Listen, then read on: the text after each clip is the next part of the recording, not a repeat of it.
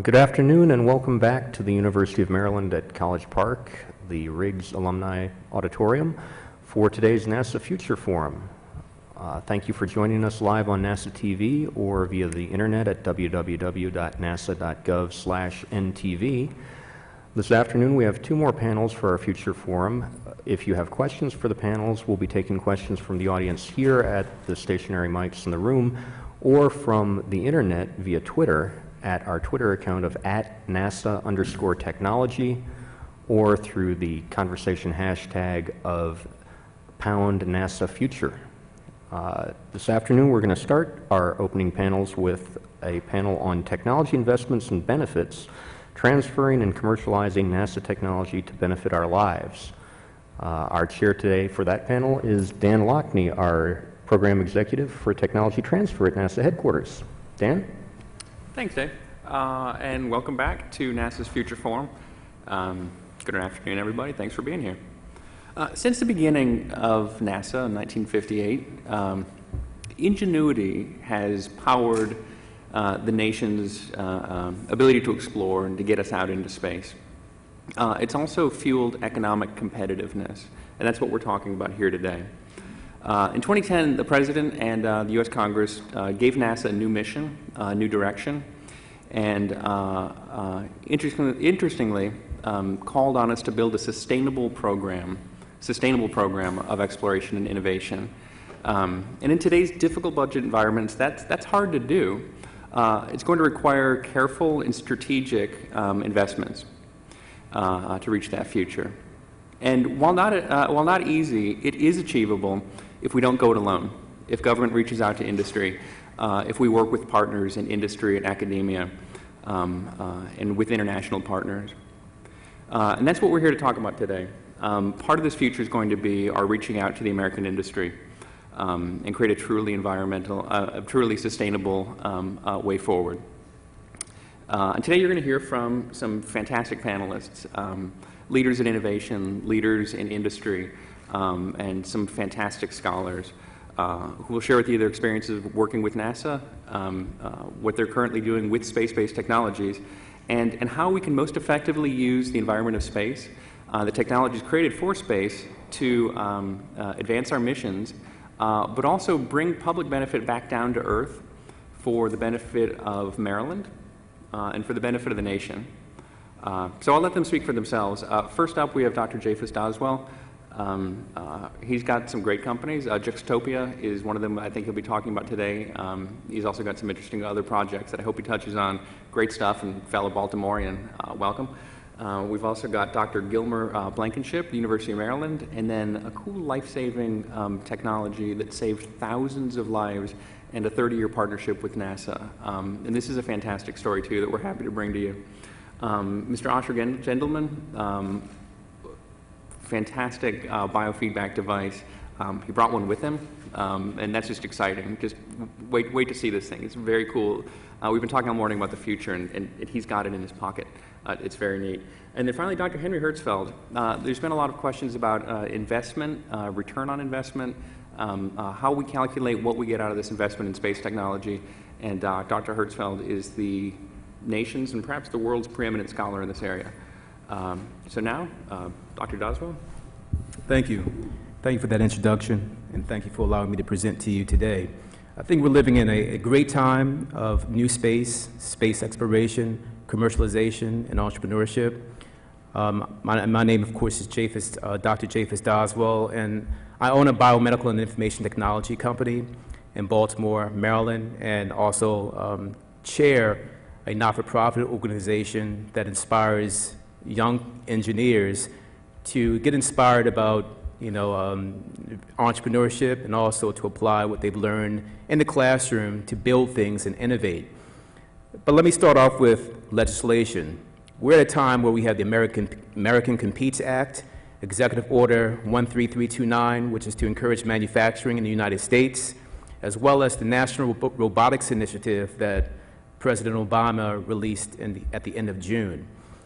Exciting times when we think about what's going on in space right now, what excites us, like autonomous robotic systems going to Mars, Teams around the world competing in the Google Lunar X Prize Challenge to put a robot on the moon by 2014. We're living in a time where a lot of the space technologies that NASA invests in can actually help with companies and solving problems here on Earth in our everyday lives. And I'll give you an example. One of the programs that my not-for-profit runs, we put a team, the Team Gerben, into this Google Lunar X Prize Challenge, this challenge to put a robot on the moon by 2014.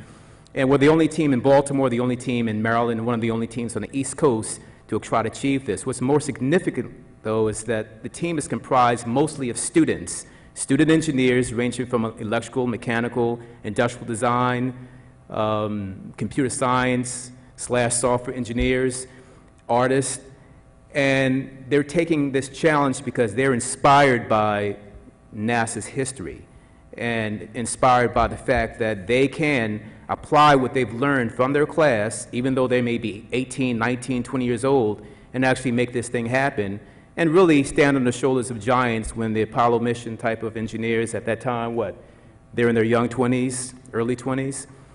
So these are the things that we in Juxtopia try to do to inspire the youth and also provide opportunities so that we can take the technology as a platform that we do for, I guess, space missions and see how that platform can be relevant to Earth with autonomous robotic systems tying into the National Robotics Initiative and really achieving service-based robots to help people here on Earth. So I can talk on and on about my company. I also chair biotechnology at Sojourner Douglas College, inspiring, various biological pursuits in biomedicine that can be transformative, both in, interplanetary, both in NASA space missions here on Earth. And it's just, it's a wonderful time to be here. Wonderful things that can come out of technology transfer. We have a Space Act agreement with NASA Goddard, and we're looking at technology that can actually be transformative from NASA Goddard as technology transfer to actually create companies or to create components that work into our existing systems. Lastly, in terms of minorities getting into or underserved and disadvantaged small businesses getting into this game, which traditionally has, certain communities probably didn't feel like they can get into this space, this thing called space technology or space business. We have a former Redskins player, for you Redskins fans, looking or in the audience, Ken Harvey, former Redskins player, Alan Herbert, an aerospace engineer. They created a space company for satellite servicing just because they're excited about space, they're excited about the technology, and they see the mission for the United States in this area called satellite servicing. So a lot of these things, like NASA, as it started off with a dream, started off with inspiration, formulated the rigor to actually in the engineering discipline to make it happen, and then put their minds to the task to do something that was incredible, sometimes, not doable, but was achievable nonetheless by staying to the task and never giving up. And I think even though we have this down economy and an economic challenge, if we keep that same mindset, we can achieve that same thing. We can achieve the impossible and really bring NASA into the future. Thanks a lot. Thank you, Dr. Doswell. Next on the panel, we'll hear from Dr. Blankenship, University of Maryland. Dr. Blankenship. Thanks very much. So I'm Gil Blankenship, a professor at the University of Maryland. But I'm going to talk to you about some activities that a company I own has been involved with NASA. So the company is called Technosciences. We've been working with NASA since the late 1970s. I think you can tell just by looking at me that's a possibility. And we've worked on a very kind of obscure NASA program. It's one of the ones most people have never heard of, called Search and Rescue Satellite Aided Tracking, SARSAT. And this is a program that was started in the late 1970s as a research program at NASA. In the early 1970s, a very famous congressman named Hale Boggs died in a plane crash in Alaska, and a very extensive search, hundreds of people, lots of resources, was mounted, and they looked for him for weeks, and they never found anything, no wreckage, nothing. And as a consequence, Congress mandated that there should be a system developed that could address this kind of incident. And so NASA was given funding in the late 1970s to design and develop such a system. And our company, Technosciences, was formed around that time. And my colleague, Lee Davison, who was a professor at the University of Maryland, was the CEO of the company, and he and a couple of other engineers developed signal processing algorithms that would allow one to locate distress beacons using Doppler processing of signals relayed by satellites. The system was declared good, I guess, and ground stations were built in the 1980s. In 1988, Technosciences began to build and sell ground stations. Since that time, our company has installed these systems in 20 countries around the world. The system as a whole has led to saving more than 28,000 lives. In the U.S., in a typical year, between 250 and 300 people are saved by the system.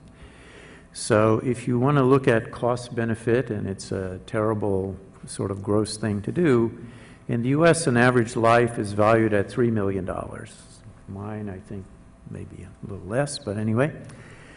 So in other words, around $1 billion a year is saved in terms of productivity by this simple system.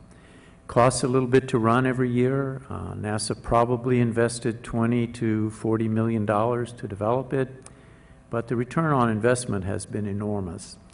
If, as I have done, you meet someone whose life was saved by this system, you never forget it. So just 2 or 3 months ago, I met Abby Sunderland, a young woman, 16 years old, who decided to sail around the world. She got most of the way. Her boat ran into trouble in the South Indian Ocean, which is one of the most sparsely traveled oceans in the world. She turned on her radio beacon. The signal was relayed by satellites to a ground station in Pakistan, which is one that we had just installed, and then from there around the world. And a couple days later, the Australians arranged for her to be rescued by a fishing vessel out of Madagascar. So it's a very concrete illustration of how important this kind of technology is. It was funded by NASA. It's now operated by NOAA, the U.S. system. But if NASA had not stepped up, provided the funding, engaged very intelligent and skilled engineers in the design, we'd be missing more than 28,000 people.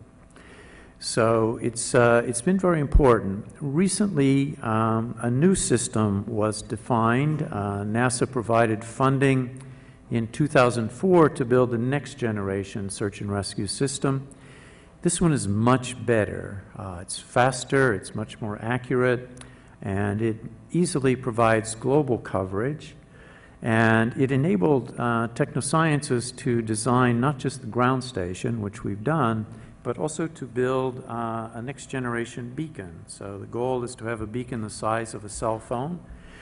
Here it is. My staff requires me to carry this because as I've gotten older, I get lost more often. But if you turn on this tiny beacon, virtually anywhere in the world, within a few minutes, thousands of people will know where you are and they will come and get you. It's an amazing process. So I'm not going to turn it on, otherwise the Coast Guard would come streaming into here. And let me mention a final business aspect of this. Our company is one of 2 companies that make this kind of ground station. There are around 35 countries around the world that will buy it. This will generate about $200 million in revenue to us and our competitor. Not so much to them and lots for us. All of this money derives from a NASA investment of around $3 million. All of it will flow into Maryland, except for the little bit that my competitor will get, the very little bit. So when you think about it, NASA Goddard invests $2 or $3 million. Maryland will have as much as $200 million flowing through it over the next 5 years. I think it's a great story. I just want to emphasize again that the University of Maryland played a very key role in this, not just because I'm a professor running this company, but also because my predecessor really laid the groundwork for this system that has proven so effective over the years. Okay, thank you. Thank you. It's interesting. We often get asked at NASA, you know, what do we get for this? What's the return on investment? You know, what's in it for me? And these are really examples of that. Space technology is coming back down to Earth to benefit us in our everyday lives. We've got 28,000 people being saved with these rescue beacons. We've got Dr. Doswell working with minority and traditionally disadvantaged businesses in Baltimore to help them get access to space technologies and create companies. This is great stuff. This isn't the full and sole intent of NASA's research, though. I mean, these are secondary, even tertiary missions. Nonetheless, they are very real, and you're hearing about them today. Next, Mr. Osher Gendelman. I'll let him speak for himself. I think this is a cool technology he's brought to show you. Good afternoon. I want to start by telling everybody that I'm very honored to be here this afternoon, particularly in the Riggs Center, because I am an alumni of University of Maryland. And in getting started here, I will tell you that this story is, to a certain extent, all about Maryland. And it starts about 8 years ago when Zephyr Technology was originally formed.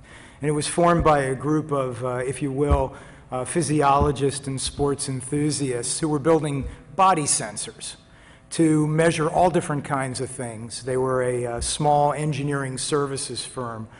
And around 2006, through a government partnership with the New Zealand Trade Enterprise Group, based here in Washington, there was a broad agency announcement from DoD to build a system to remotely monitor physiology in people that were in extreme environments. And it covered special forces as well as first responders.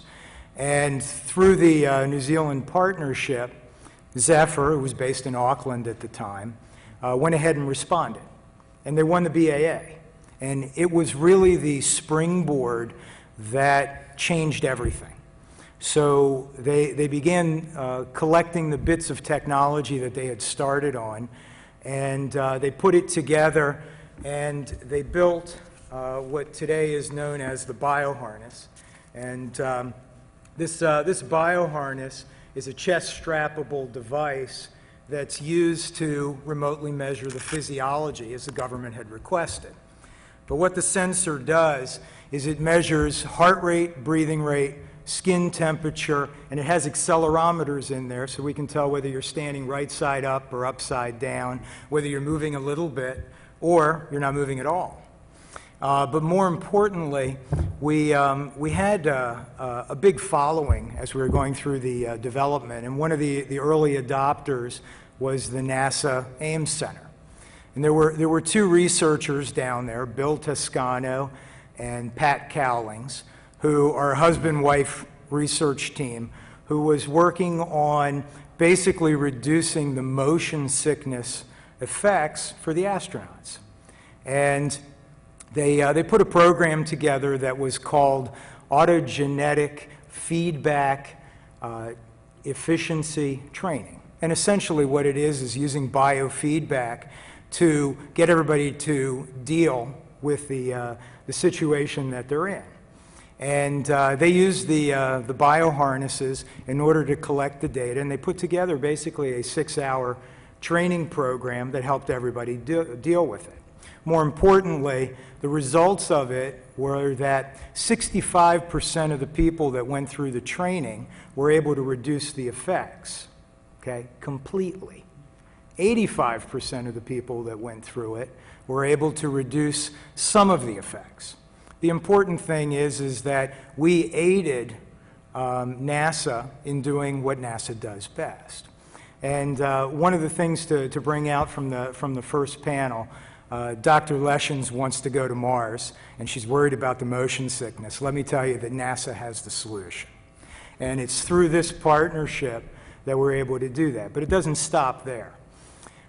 Today, Zephyr Technology makes a whole array of products for the consumer side of physical fitness training, as well as the professional series, where you'll see our products in strength and conditioning on special forces, both on the Army and in the Navy. You'll see it on first responders, and typically specialty teams, where they're doing CBRN work or hazmat, anybody who's wearing some form of protective gear. And the issue is really trying to address the remote identification of fatigue, trauma, dehydration, or some other ailment. Because you know that these people are out there on a mission, and they're trying to accomplish a task, and if you ask them if they're okay, the answer is always the same: yes, I am. And this way, we have a little bit of biofeedback remotely, and we can help them, not only while they're in a live operation, but also in rehab. So over the years, with the help of NASA and some of our other early adopters, what we've done is we've embedded this technology in fitness training, in live operations. You will see it out in academic research, literally in hundreds and hundreds of universities. And we've benefited from the whole partnership with academia on a number of different levels. And one in particular was a study that was done out of the University of Wisconsin, where, for any of you who have ever done a fitness test and you've worn the spirometer, the gas mask, it's a little bit trying. We are the only product that is certified to be able to do a full fitness test without the gas mask. Okay? And when you look at it on that level, that actually helped us take the next step to be able to push this through FDA, and we now have an FDA-certified device. Taking it to the next level and going out to the market, what Zephyr's been able to accomplish because of the things that have been published through the academic world and through the government chain is that we find ourselves with some absolutely fabulous partners that are opening all kinds of doors.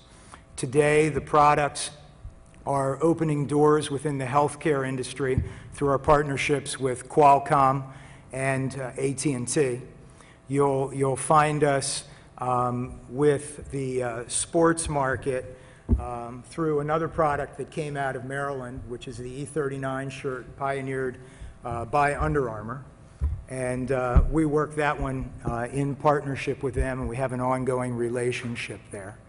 So to answer the question about the benefits of a government investment in a product, what I can tell you is that had we started sitting in Auckland in an engineering office trying to commercialize a piece of technology to hit so many markets around the world, we probably wouldn't have been able to conceive it. However, through the investment that the government has made, we find ourselves based right here in Maryland. We're based and headquartered in Maryland, up in Annapolis, right near the Navy football stadium. We are creating jobs here in Maryland, and more importantly, we're manufacturing the bioharness in Baltimore. So this is a story of how the partnership is not only bringing products to life-saving type of applications, a whole bunch of different realms, but also bringing jobs into the community.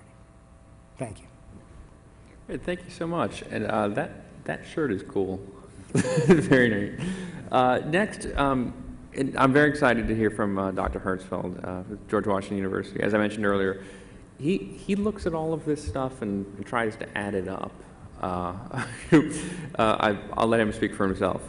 And Henry, thanks for so much for making it here. He flew in last night from Europe, got an hour and a half, maybe 2 hours of sleep. maybe 3, and then made his way right here. So thanks again. I got a little more sleep than that, but thank you. It's a pleasure to be here.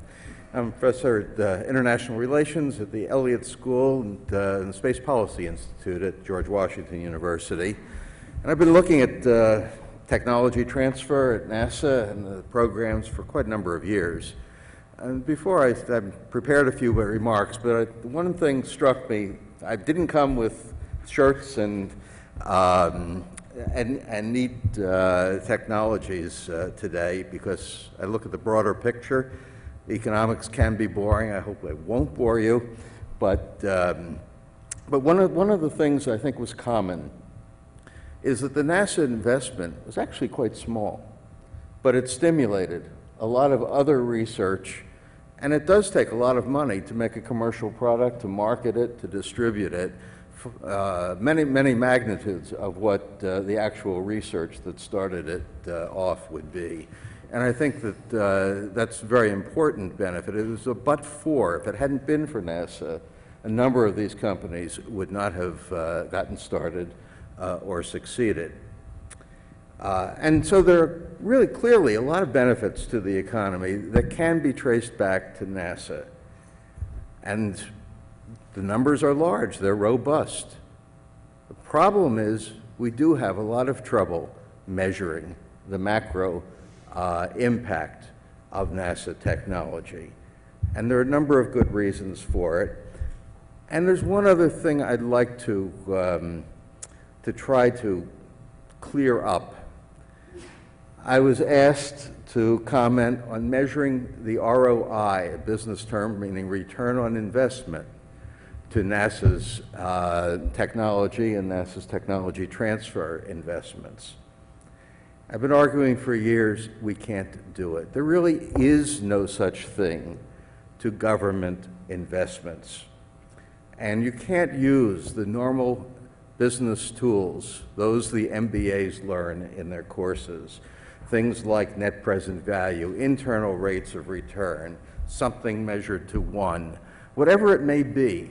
We don't capture what we've heard today out of those numbers. And why not? Well, first of all, because in our economy, we're going to focus, of course, on our impact on gross domestic product, which is basically everything that's sold in the economy. But when the government spends money, there's a convention used in the way the government accounts for that. It's not an investment. It's spent in the year that it's spent, and then it's gone. So it's not like a business. The government has a reason to spend that money. It's mission-oriented. NASA's mission is aeronautics and space, and many of the projects you're all familiar with underneath that. Other agencies, of course, have other missions. If they're successful, that's great. They've accomplished their mission. We as a nation benefit. Sometimes individuals do, but it's a collective benefit. And all of these benefits are hidden in that gross domestic product number. So we don't really have a chain that starts from people investing money in a company, marketing something, and then a revenue from that product. We have a different environment when we're talking about government investments. And some agencies, economic development agencies, spend money directly to create jobs and to create other opportunities.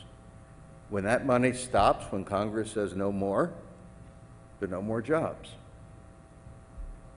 When we're talking about research and development and an investment in knowledge and technology, these are building blocks. They stay. Even if you stop spending money, what you have spent in the past continues on into the future, and it is important, and of course it's important to continue spending those dollars.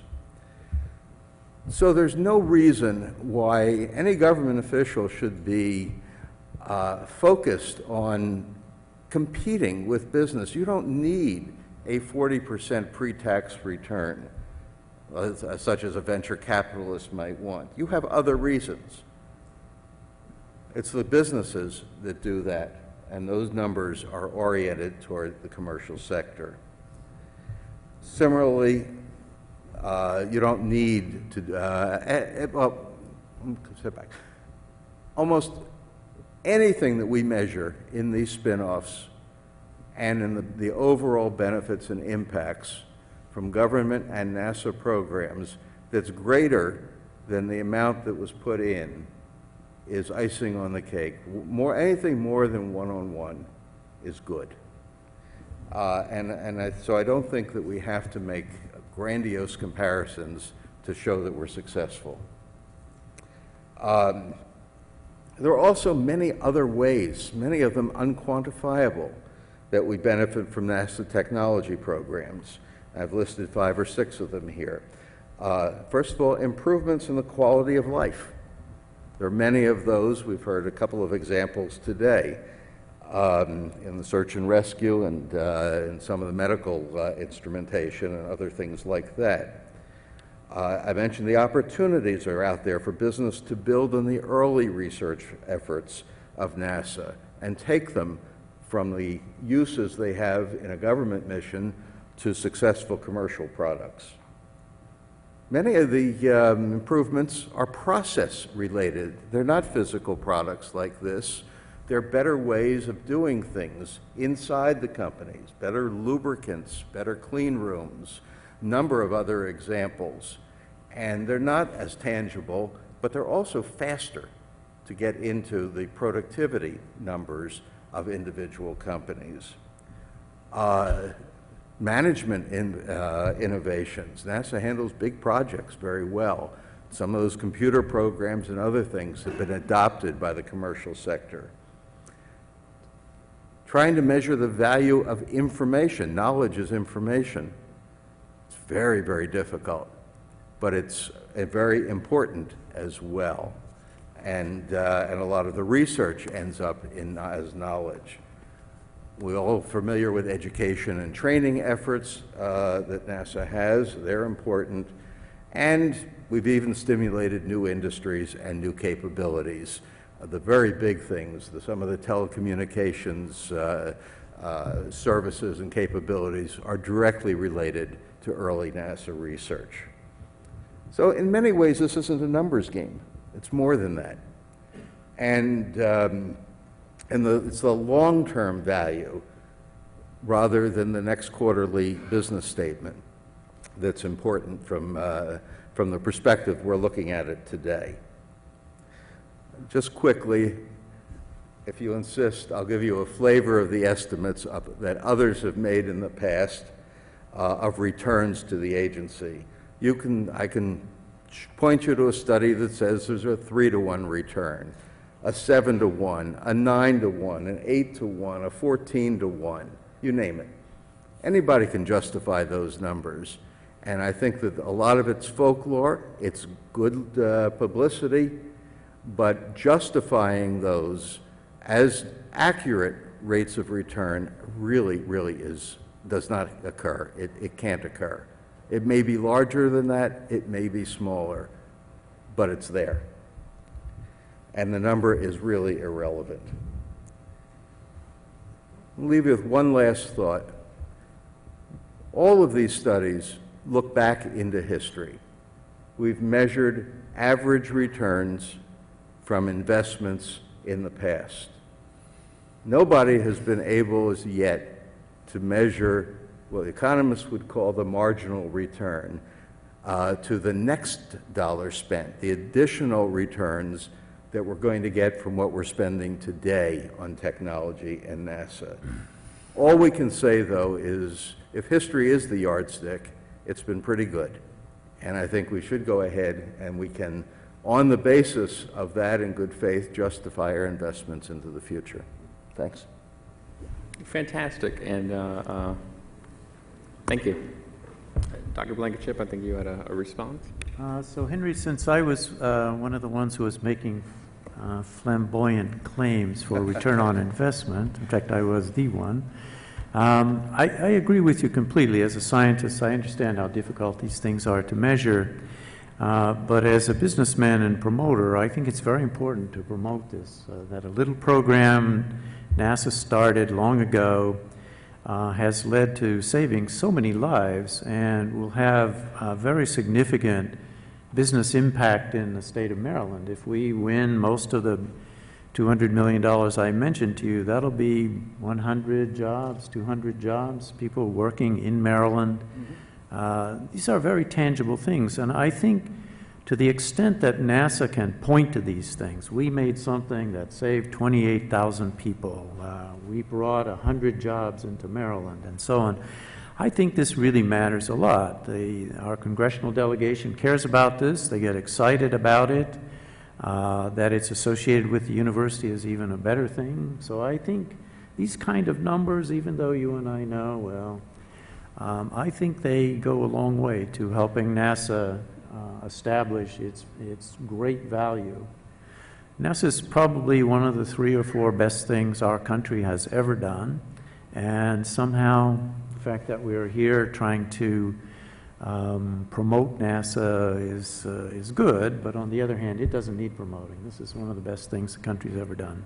Well, unfortunately, I think it does need promoting because many of these benefits and many of the things NASA does are several layers removed from what the public sees as the expenditures and the impacts.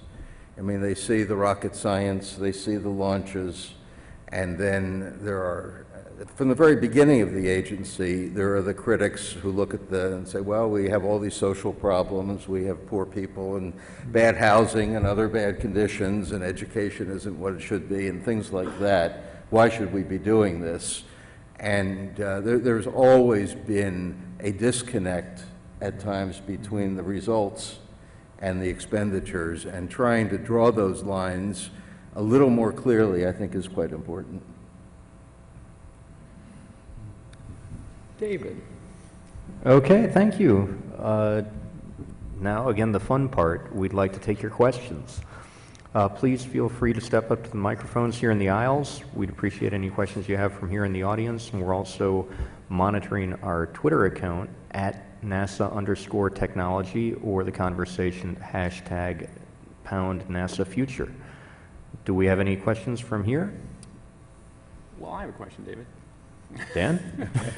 In discussing the need to come up with some numbers to help promote and generate support for NASA, and we're talking not just with the public. We have a high rating amongst the general public, but also it's proving in this tough budget time that it's a value. I'd like to hear from both Asher and Japhus.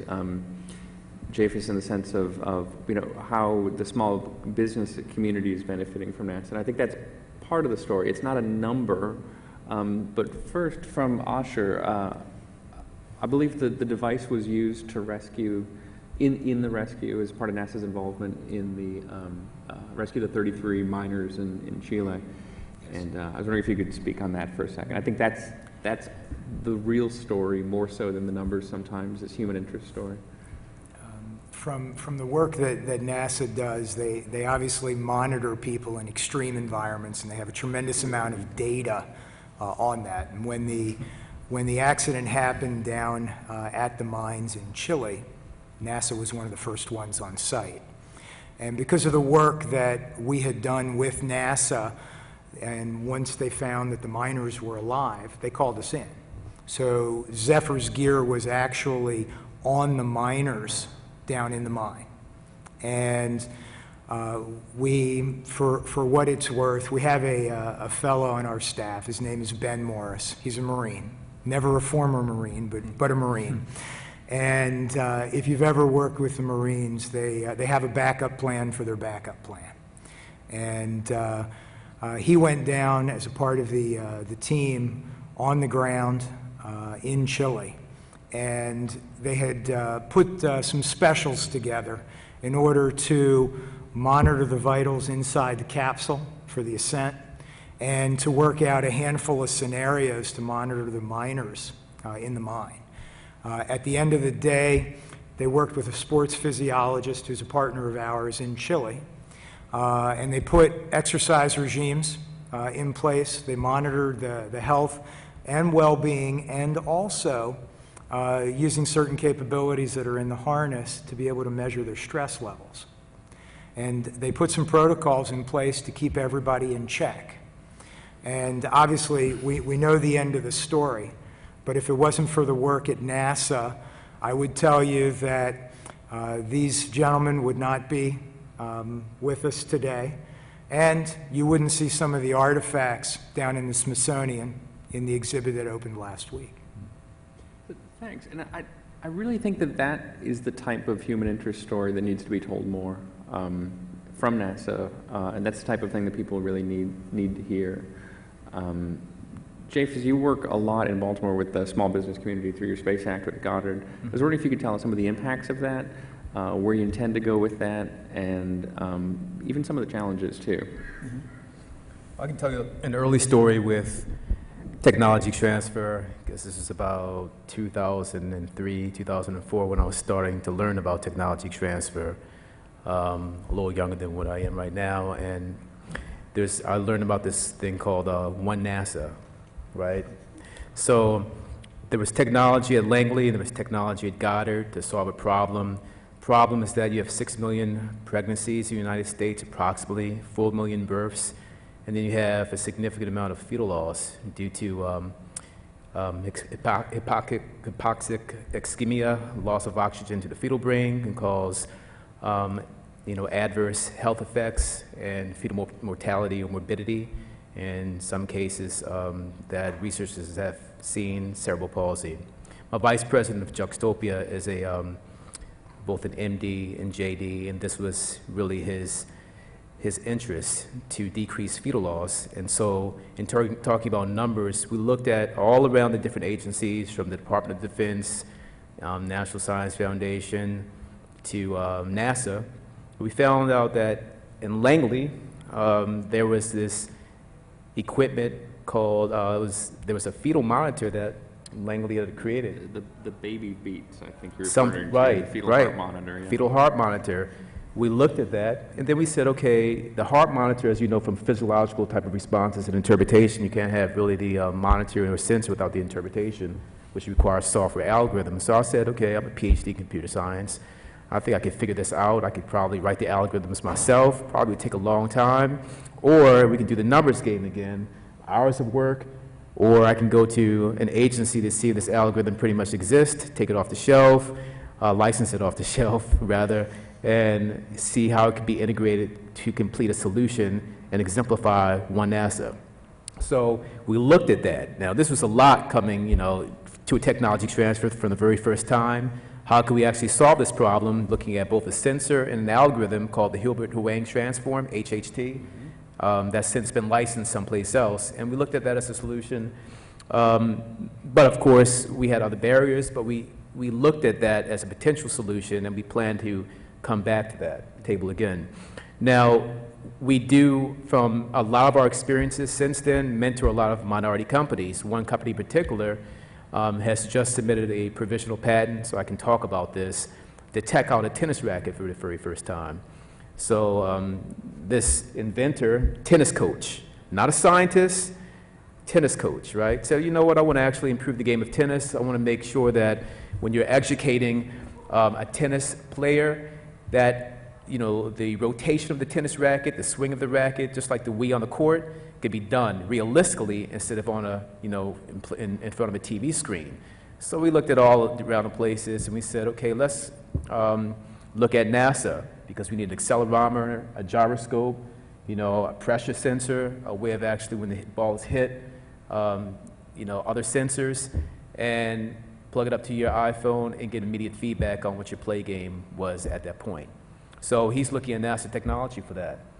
My technology that I was funded for my company from the National Science Foundation is a wearable heads-up display. Think Iron Man, optical see-through display, voice recognition, step-by-step instructions on a visor. So when a comic medic is doing a needle decompression as a response to a tension pneumothorax and needs to put that needle in the second or third intercostal space, mean, I've gone through this like a salesperson over and over again. So I'm not a medic at all. My father was a sergeant combat medic in Vietnam, not I, right? But he briefs me. So, you know, it's a lot of technology. You need an embedded computer, you need gyroscopes, inertia sensor, magnetometer, miniaturized camera systems, GPS, you know, beam splitting technology, all integrated into a headset. And we think to ourselves, we can find the microelectronic mechanical systems, MEMS or NIMS, nanotechnology version to actually make this thing happen. We can probably do it ourselves and engage our students as a good class activity, but why do that from a cost perspective, cost-benefit analysis? Go to an agency like NASA, look on the shelf, see if it's there, integrate, license, and put it into the commercial marketplace. And those are the things that that's the process. And the process is extremely important from a cost-benefit analysis standpoint. Economy, you know, challenged a little bit. And a lot of this investment in terms of our tax dollars has gone into some great technology components that are available as subsystems that can be integrated to make a product worthwhile. And those are just two examples, but we have countless if you want to talk with me after the session.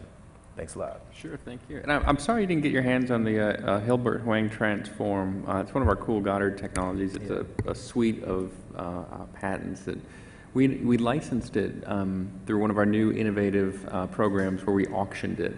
You're wondering, so how do I get my hands on NASA technology? We actually had a public auction, and we're opening these to bid for, you too can have some NASA technology. Yeah, the Hilbert Huang Transform was out of Goddard. Out of Goddard, right. NASA Goddard.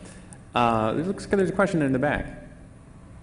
Hi, Jeff Dennis at SpaceWorks. I guess this question's more for Dr. Hertzfeld specifically, but so you were talking about how you know, the government isn't as interested like a commercial entity that might invest based on, you know, which project has the highest NPV or has the greatest return, but you know, the government might not necessarily be as interested in that specifically. You know, they're looking for something that's more about, you know, the greater good, I guess. And then, but with the idea that there still is only a limited pot for them to invest with, and that, you know, if they do invest in projects that have more return, you know, potentially there could be bigger pot in the future. I guess how do you weigh those things against each other? And I guess ultimately, by what criteria would you want to decide to invest in?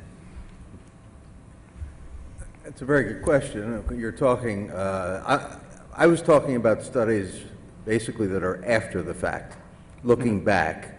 You're talking about investment decision strategies, which opens up a whole nother conversation, really. And you're looking far into the future sometimes only a year or two, sometimes you're in government investments, you're looking 10 years or more into the end of a project. And there are techniques that exist, and the government is not investing randomly. I hope they are not, at least. But the whole way of setting priorities does come down to sometimes cost effectiveness, cost benefit, and various analyses of the budget. So coupled with where you're going in a mission and what you need to accomplish that mission. So I'd rather not spend time now opening up a totally new topic. Be glad to talk to you a little bit later.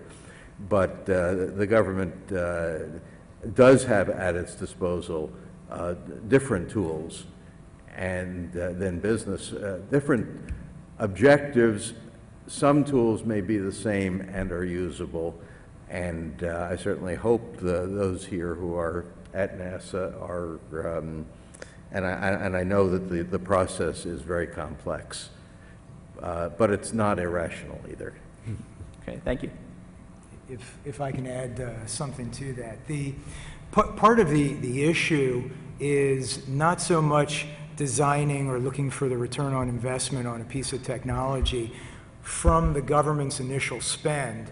It's more what happens between the industry and maybe the venture market in terms of spawning alternate technologies. And as an example, there was a gentleman just before lunch who was asking a question about remote monitoring in a healthcare environment.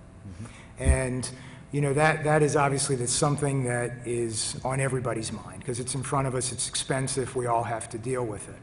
And I can tell you, like in our case, off of the Chilean miner incident, it spawned a whole new generation in technology for us. I happen to be wearing one of the next generation straps, and I'm actually wearing a healthcare monitor, and I can push my ECG up to the web portal and push it for somebody else to go and look at it. So it's not so much the government spend from a standpoint of getting to the final product, but they are the catalyst that makes the innovators step forward and create all kinds of human capital and IP for industry.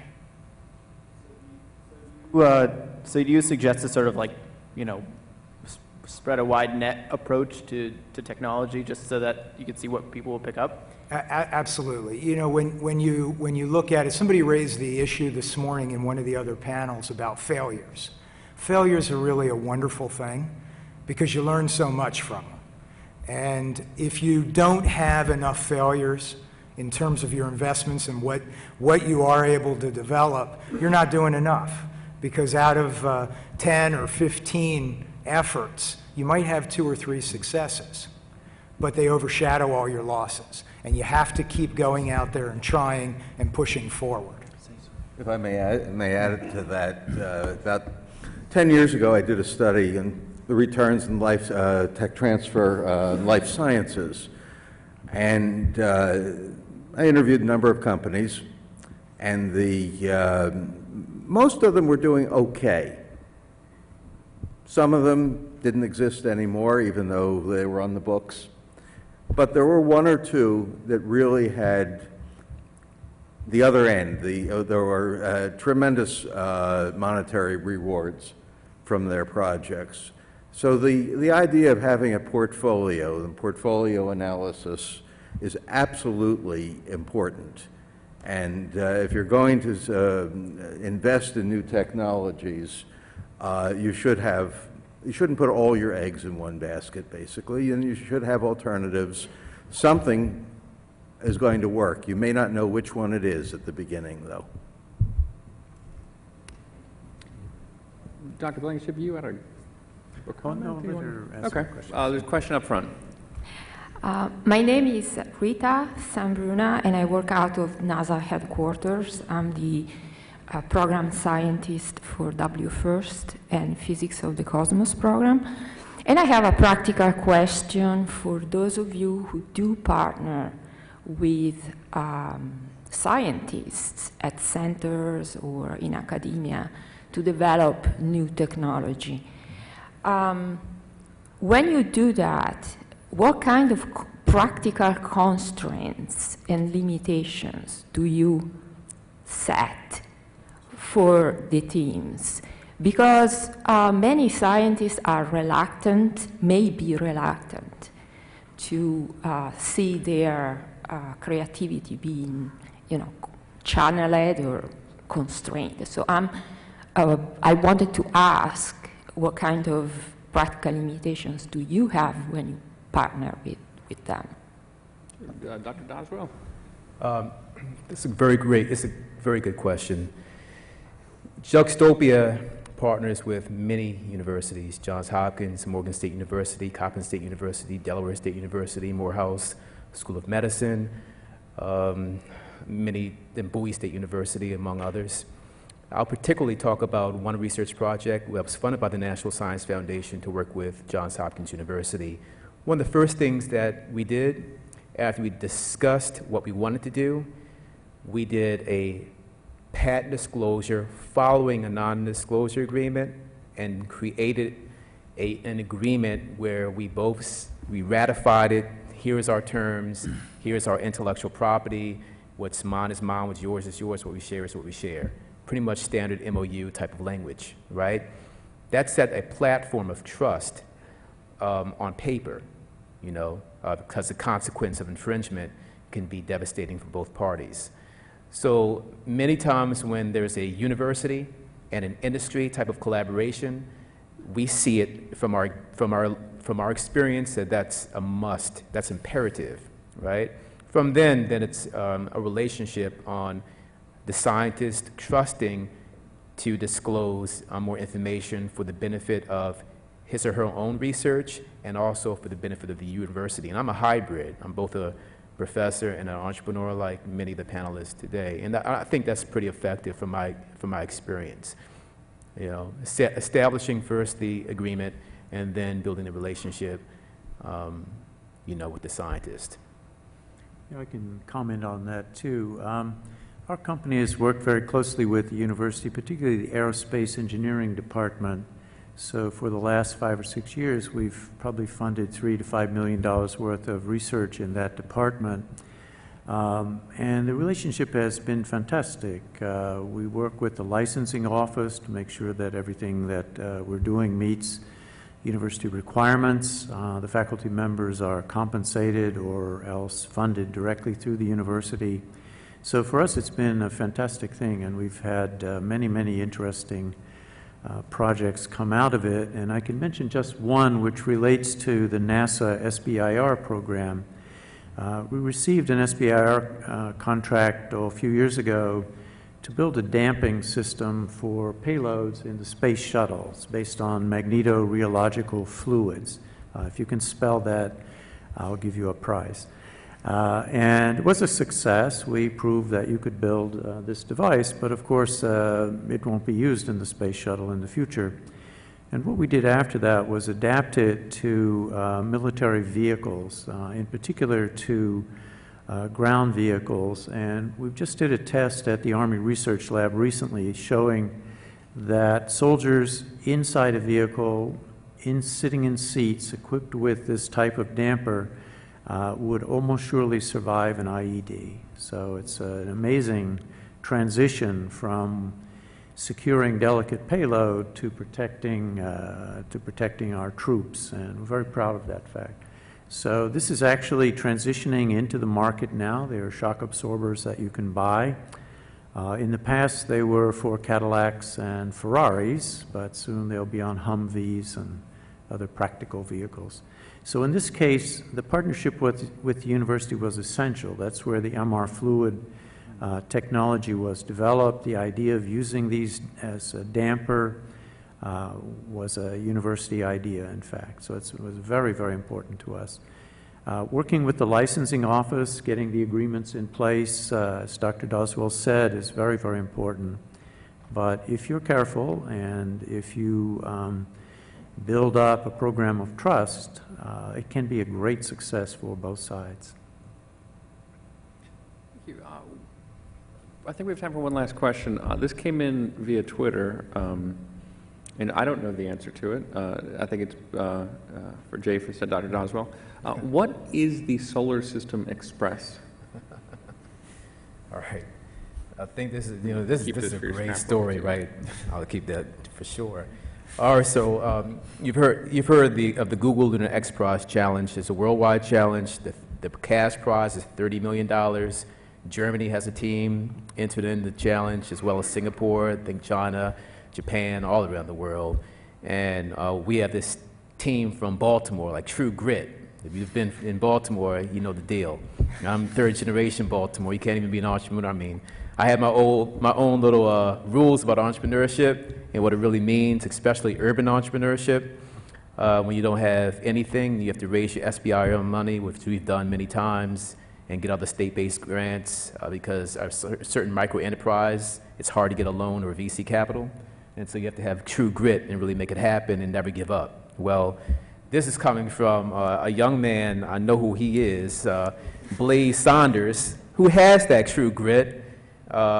He's the captain of the Google Lunar X Prize German team. He's about 25 years old, and he started a company based on his inspiration of space. And this young man is like a space fanatic, which is a good thing, and he created his own company to develop contract engineering services, and also to spin out some things that we're doing in the Google Lunar X Prize Challenge commercially. So the short answer of, from this question is, what is Solar Systems Express?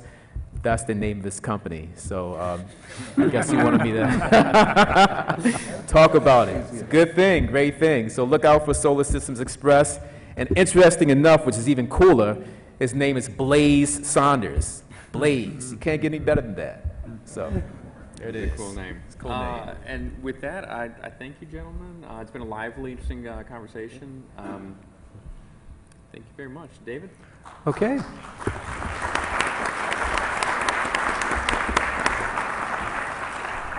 Thank you to our panel. We're going to take a short break of about 10 minutes and start back up at at 2:45 p.m. Eastern. We'll be back with our final panel of the day. Thanks, everybody. Thank you. Sure. I'm still coming up Eastern. End of the month.